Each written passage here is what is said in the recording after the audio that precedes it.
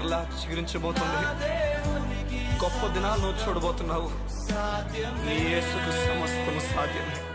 Good morning దేవుని ప్రియ కుమారుడు, good morning దేవుని ప్రియ కుమార్తె. Special good morning to you.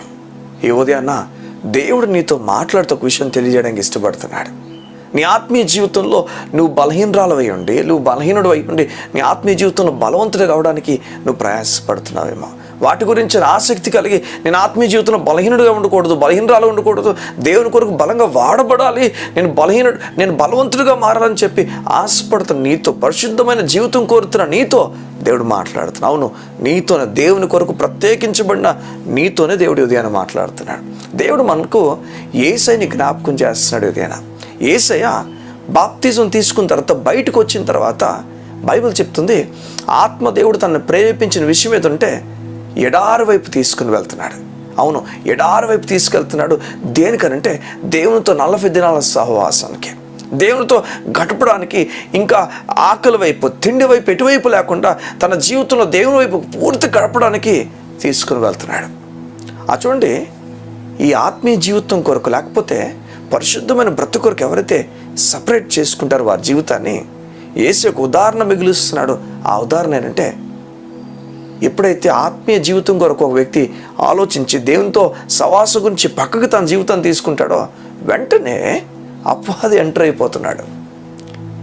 Bible చెప్తుంది, అపవాది ఎలాకలో తను విసిగించడం ప్రారంభించాడట.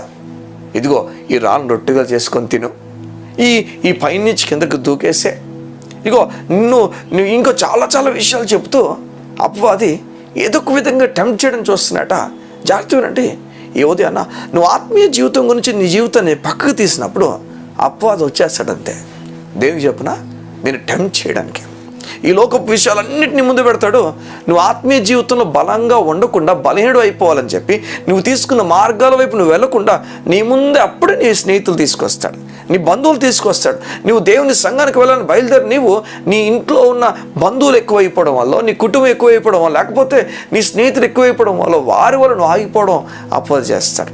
ఏదో ఒక విధంగా అపవాది నీ జీవితాన్ని, ఆత్మీయ జీవితంలో ఎదగకుండా, పరిశుద్ధంగా బ్రతకకుండా వాడు చేసే పని అదంతా కూడా. కానీ యేసయ్య దేవుని మాట ద్వారా ఎదిరించడం ప్రారంభించాడు.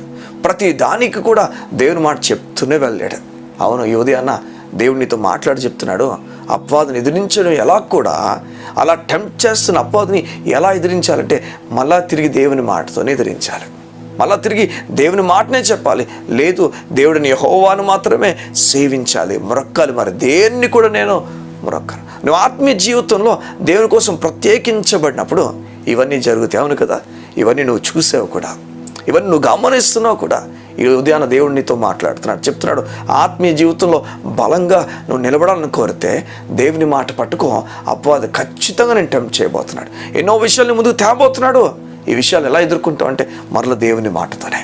దేవుని మాటను చదువుకుని వెళ్ళు, ఆ మాట ప్రతి దినము పలకడం ఇష్టపడు.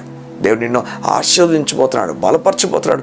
ఆత్మీయ జీవితంలో బలవంతుడై అనేకుల్ని బలపరిచే వ్యక్తిగా దేవుడు నిన్ను చేయబోతున్నాడు. ఉదయాన్న కళ్ళు మూసుకుంటావా? ఏ ఉదయాన్న నేను దేవుడు ప్రత్యేకించి బలపరిచి అభిషేకించి ముందు తీసుకుని వెళ్ళాలని నేను నీ గురించి ప్రార్థన చేయబోతున్నాను. మా ప్రియ పరలోకపు తండ్రి, నీ బిడ్డలు ప్రత్యేకించబడి పరిశుద్ధపరచబడి అయా వారు నీతిమంతులుగా తీర్చబడినందుకు నీకు స్తోత్రాలు.